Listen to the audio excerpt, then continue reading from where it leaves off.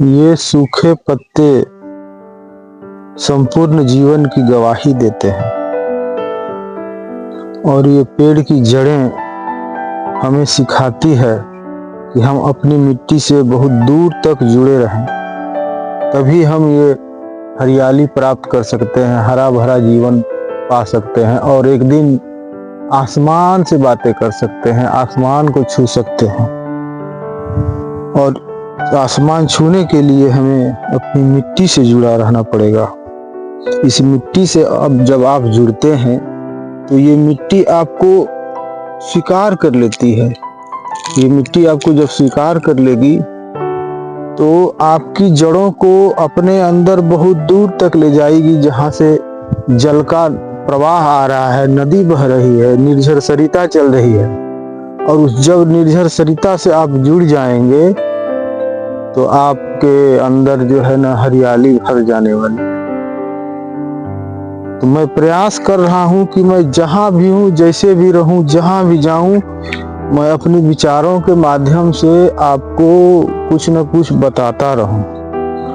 और कुछ बताने के लिए तो प्रकृति के बीच आना ही पड़ता है, क्योंकि मैं प्रकृति से जुड़ा हुआ हूं। तो आप कुछ ऐसा कुछ कीजिए, कुछ ऐसा रास्ता अपनाइए कि कुछ समृद्ध हो। मिट्टी से जुड़े बिना तो समृद्ध होना मुश्किल है। वो समृद्धि ही क्या जो समृद्ध होने के बाद फिर से आप उसी धरातल पर आ जाएं। तो उसी धरातल पर आने से अच्छा है कि समझ चाहिए, वो समझ से ही आप कुछ कर सकते हैं। तो उस समझ को जागाने के लिए तो आपको रियल होना पड़ेगा, रियल लाइफ को समझना पड़ेगा।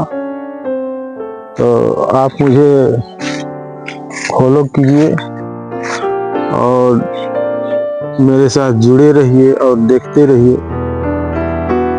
मैं यही कह सकता हूँ, मैं अपने नए नए विचार आपको देता रहूँगा। जैसे ही कोई विचार आएगा मैं आप तक YouTube के माध्यम से जरूर पहुँचा दूंगा। इसमें कुछ प्रयास नहीं करना पड़ता है। जैसे ही नया विचार आप उजागर कीजिए, वैसे ही पूरा संसार, पूरा ब्रह्मांड आपके ऊपर एक नया विचार डाल देता है।